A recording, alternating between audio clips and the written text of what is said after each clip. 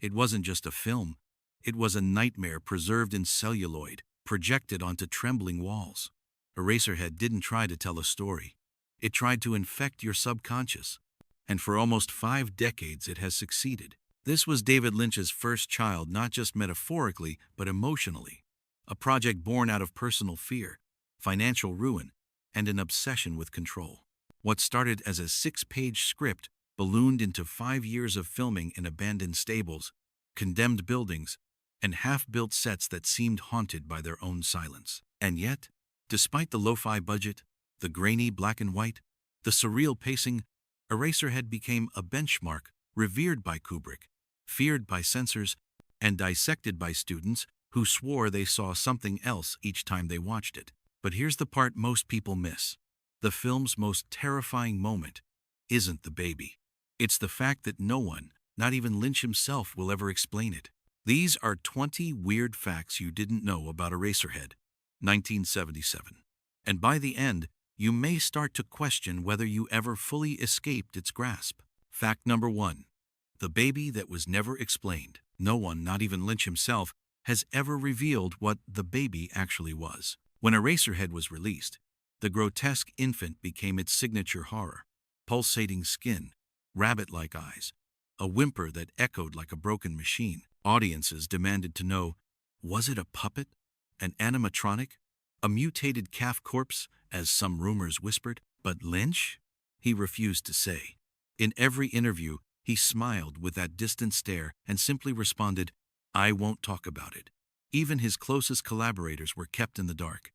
Cinematographer Frederick Elms admitted years later that he never saw the full mechanism Lynch kept it covered when not filming. The baby's realism was so convincing, even modern viewers believe it must have been organic. The skin, too textured. The movement, too nuanced. One particularly eerie moment when Henry wipes pus from its cheek still sparks debate. Was that a real fluid, or something else entirely? Whatever it wasn't just a prop.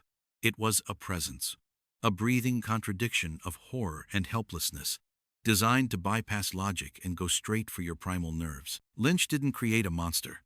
He birthed the question, and he never let us answer it. Fact number 2. 5 years in limbo. Eraserhead took almost as long to make as most directors take to build a career. Filming began in 1971. It didn't finish until 1976. That's 5 years of night shoots, borrowed lights, and reshoots so frequent they became part of the process. Lynch moved into the stables behind the AFI campus, turning a cramped, decaying room into both studio and home. The budget? Just under $10,000 to start with. Scraps added over the years from friends, family, and grants. At one point, actor Jack Nance, Henry, stayed in character for months because production paused, and no one knew when it would resume. His hair, so iconic, so vertical, was styled once and kept frozen in place for continuity. The film's final scene was shot over a year after the one before it. Continuity was held together by sheer will, not schedule. Scenes were edited on a stolen moviola. Entire sequences were relit using aluminum foil and dimmed flashlights. But it's not just the time that's strange. It's what the delay did to the film's tone. The longer it dragged on, the more Lynch leaned into abstraction, turning a short student film into a spiral of dread. Eraserhead wasn't just filmed in limbo, it became limbo. Fact 3. Kubrick's secret screening. Stanley Kubrick didn't just like Eraserhead. He showed it to his cast before filming The Shining. While prepping his iconic horror film, Kubrick held a private screening for Jack Nicholson, Shelley Duvall, and key crew members. The chosen film wasn't The Exorcist or Rosemary's Baby. It was Eraserhead. Why? Because, according to Kubrick, it was the only film he'd ever seen that captured true nightmare logic, a world where nothing felt stable, but everything felt deeply personal. He wanted his actors to understand that kind of fear. Not jump scares, not gore, but dread that festers. Nicholson reportedly walked out in silence. Duvall looked visibly shaken. The silence after the screening was as heavy as the one that follows a real nightmare, the kind that clings to your skin hours later. Kubrick never publicly praised the film, but behind closed doors, he revered it. Eraserhead wasn't a horror movie to him. It was a blueprint, a tonal compass, A glimpse into the abyss he wanted to explore in the Overlook Hotel. So the next time you watch The Shining and wonder why everything feels just slightly off, remember, Lynch got there first. Fact number 4. The sound was the real villain. It wasn't the baby. It wasn't the lady in the radiator. It was the sound that haunted people.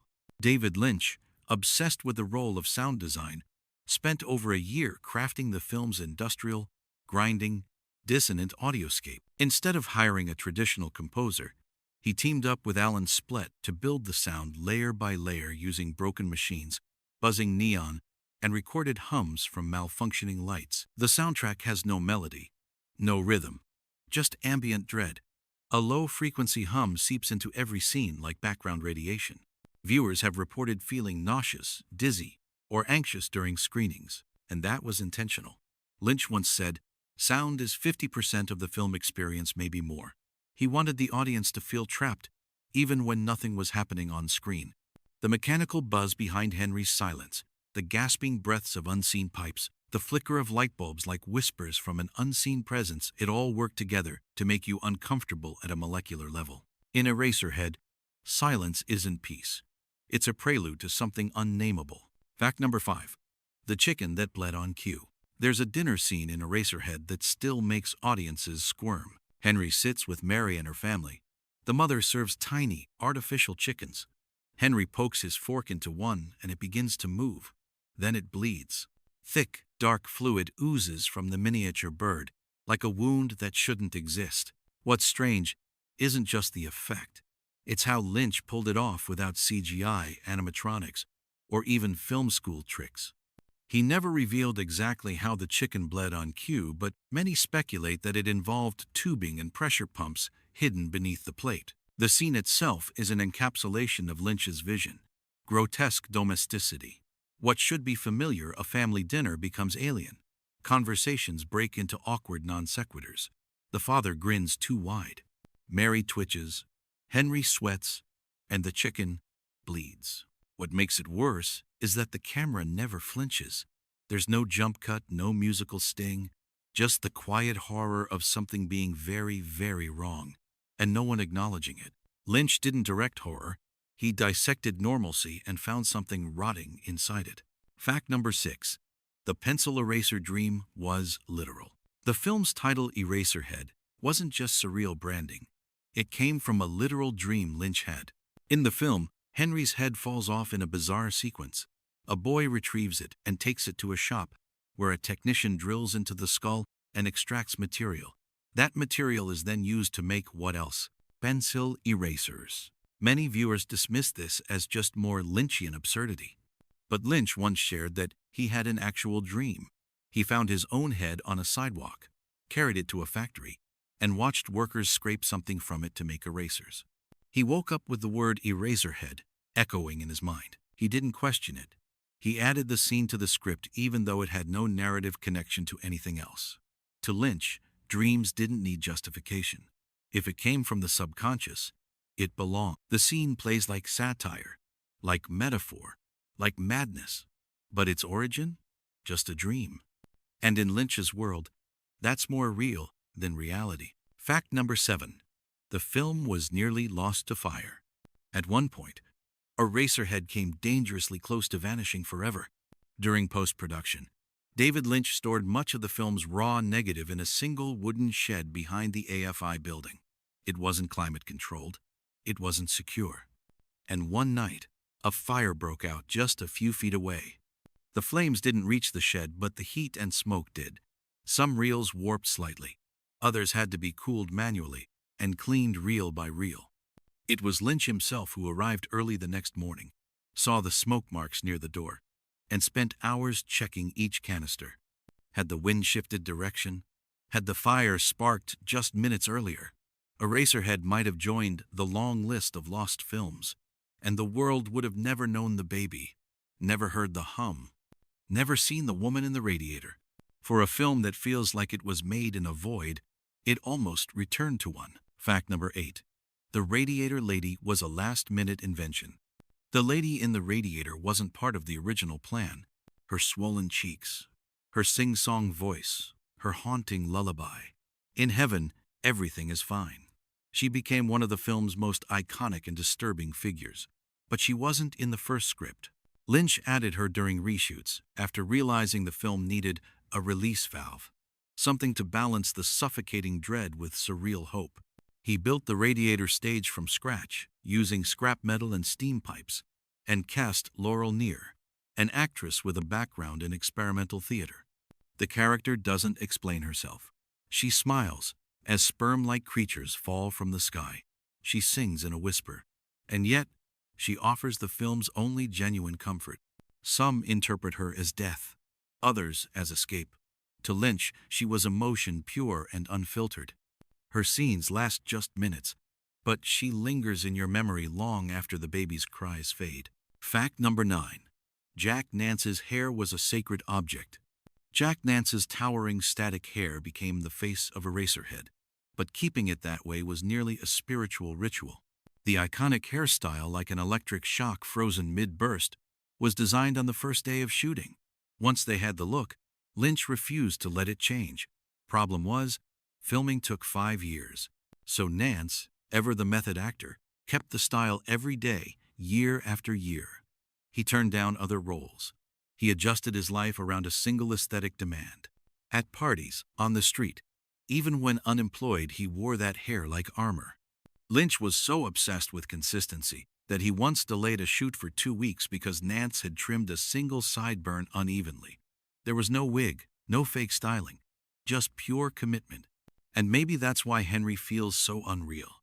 Because the man who played him spent years becoming a walking hallucination. His hair wasn't just a look, it was a curse and a crown. Fact number 10.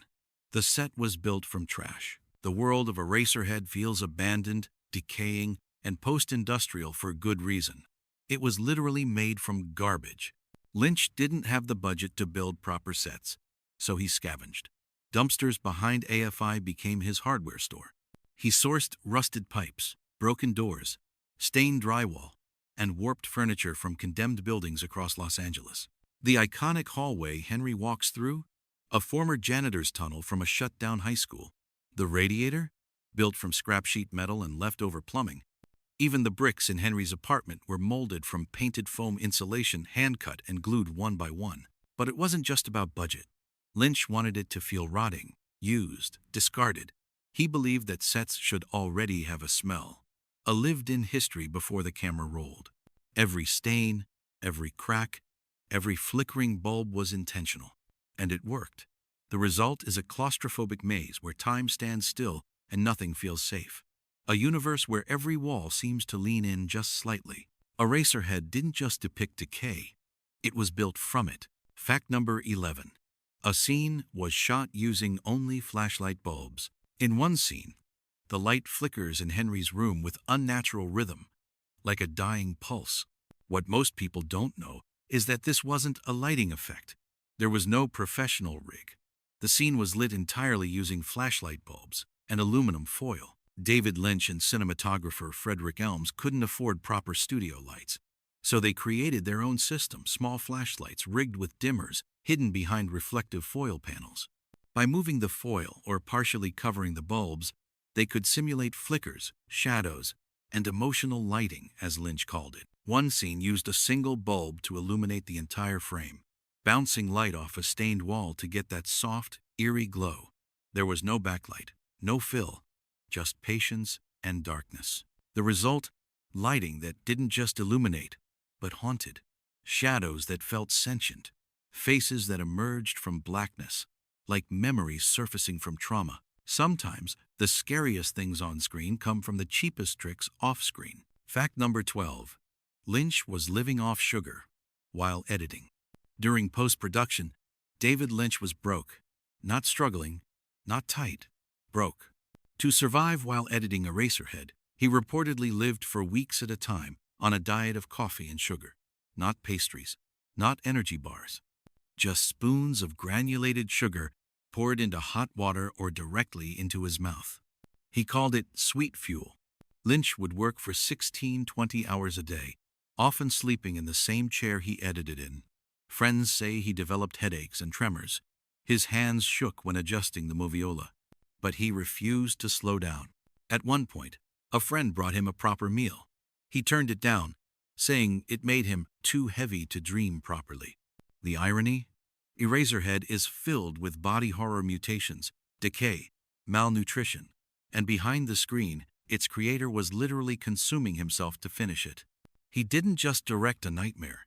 He lived one to bring it to life. Fact number 13. The film was rejected by almost every distributor. When Lynch finally finished Eraserhead, he thought the hardest part was over. He was wrong. The film was rejected by nearly every distributor he approached. They didn't understand it, couldn't market it. Some didn't even finish watching it. One executive allegedly left the screening after 10 minutes and muttered, "This is not cinema. This is a breakdown." But Lynch didn't cave. He began self-distributing to underground theaters, midnight shows, and college campuses. That's where the film found its real audience, people who didn't want answers, but questions. Word spread. Slowly, obsessively, people watched it over and over, dissecting each frame, trading theories like black market contraband. And then, it crossed a threshold. From rejected oddity to cult phenomenon. Some theaters kept it in rotation for years. Lynch didn't need a studio. He just needed a screen and someone willing to stare into the dark long enough. Fact 14. Henry's suit was never washed. There's a reason Henry looks like he smells of iron and dust. His suit? It was never cleaned. Not once. David Lynch insisted that Jack Nance wear the exact same suit, unwashed, for the entire production, spanning 5 years. The logic: authenticity. Fabric that wrinkles naturally. Sweat that stains slowly. A costume that ages with the character. Nance agreed. Sort of. He reportedly stored the suit in a sealed bag when not filming, to preserve its condition. Over time, it developed a sour, metallic scent. Crew members avoided getting too close. But on camera, it worked. The suit clung to Henry like a second skin, frayed, stiff, almost sentient. It became part of the character's shell. Not fashion, not costume, just another layer of decay. In a film where everything feels contaminated, even the wardrobe had to rot. Fact number 15. The woman in the elevator was a real tenant. There's a moment in Eraserhead when Henry steps into a hallway and a mysterious woman passes by in silence. She doesn't speak. She barely reacts. And yet, her presence lingers. That woman? She wasn't an actress. She was a real tenant who lived in the building Lynch used for shooting. The crew had rented out an abandoned complex, but one unit still had a resident, an elderly woman who refused to move. Instead of evicting her, Lynch asked if she'd appear in a scene. She agreed, under one condition: no dialogue. Her walk was unscripted, her expression uncoached, and that's what made it unsettling. She wasn't performing. She was just existing. Lynch later said she brought a realism no actor could fake. She didn't need to act haunted. She was haunted. Sometimes, the strangest thing on a Lynch set isn't what he directs. It's what he allows to simply be. Fact number 16. The baby had its own room. The most disturbing character in Eraserhead wasn't treated like a prop. It was treated like talent. David Lynch built an entire separate room just to house the baby when it wasn't on set. The room was locked. Covered windows. No one was allowed in except Lynch and his effects assistant. Even the actors weren't permitted to touch it. When not filming, the creature rested inside a box lined with black velvet. Some crew members whispered that Lynch spoke to it alone, adjusting its skin, its eyes, as if he were caring for a newborn. The secrecy wasn't just for effect. Lynch wanted the baby's mystique preserved even among the crew. "The less you know," he once said, "the more it haunts you." One night, a crew member tried to sneak a look inside the room. The next day, he was reassigned to another production. No explanation, no confrontation, just gone. The baby wasn't a puppet. It was a presence, and Lynch protected it like it could feel. Fact number 17. Lynch edited without a script. There was a screenplay, technically, but by the time Lynch began editing Eraserhead, it had become irrelevant. Scenes were filmed out of order. Entire sequences were invented on the spot. Timelines shifted. Dialogue was removed. and Lynch never referred back to the script during post-production. Instead, he edited based on intuition, what felt right. Sometimes he'd rearrange entire scenes because the mood changed. He believed story structure was a trap. "Linear is for trains," he once said. This is why Eraserhead flows like a dream or a nightmare. There's no clear chronology, no obvious plot arc, just moments strung together by emotion rather than logic.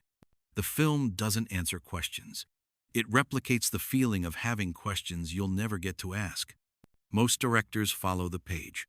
Lynch followed the gut, and the result is a film that still resists explanation. Fact number 18. A real dead cat was found on set. During a late-night shoot in one of the abandoned hallways, a crew member noticed a foul smell. They followed it to a ventilation shaft inside. Curled up and still was a dead cat. No one knew how it got there. The building had been locked. The shoot had just started. Some believed it was simply a stray that wandered in and got trapped. Others, more superstitious, took it as a sign that the building, long decaying and forgotten, was cursed in its own way. Lynch didn't stop the shoot. Instead, he ordered the cat buried outside, held a moment of silence, and then turned the camera back on. Later that night, the power went out mid-take. No one spoke. They just waited in the dark until the lights flickered back. The footage from that night made it into the final cut. No one remembers which scene, but it's there somewhere beneath the hum, behind the shadows. Like the film itself, the cat became part of the myth. Fact number 19. The film was almost called Gardenback. Before Eraserhead had its title or even its baby, it had another name, Gardenback. This was the original concept Lynch pitched to the American Film Institute. It involved a man with an insect growing out of his back, symbolizing lust and repression. AFI was skeptical, but they gave him a small grant to explore the idea. But as Lynch began developing the world, the insect vanished, the garden withered, and something darker took root. Characters changed, tone shifted, and the baby, whatever it was, emerged. Still, for months, the working title remained Gardenback. The name even appears on early concept art and grant documents. It wasn't until Lynch had the dream of the eraser factory, after seeing his own head turned into pencils, that he changed it. The new name made no sense. And yet, it made perfect sense. Because Eraserhead isn't a film you walk out of understanding. It's a film you carry like something that's attached to you. Something growing. Fact Shugu. David Lynch hates explaining it. To this day, Lynch refuses to interpret Eraserhead.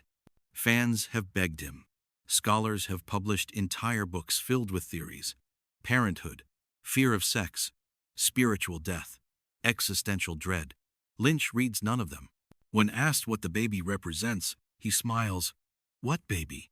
When asked about the lady in the radiator, she's whoever you want her to be. Even the line, "In heaven, everything is fine," a refrain that some believe holds the film's key, he dismisses as just a song. For Lynch, the power of the film lies in its ambiguity. In his own words, "If I told you what it meant, you'd stop thinking about it, and I don't want that." He believes stories should be puzzles without solutions, dreams without alarms. Eraserhead isn't meant to be explained. It's meant to linger. Bonus fact: the film changes each time you watch it. Ask 10 people what Eraserhead is about. You'll get 11 answers. Ask the same person twice, a year apart, and their answer will change. And that's not a coincidence. Lynch designed the film to be re-experienced, not re-watched. He once said, "The film's meaning changes based on who you are and when you see it." There's no definitive cut, no director's commentary, no alternate ending, because the version you see today is filtered through your own fears, your own memories, your own voids.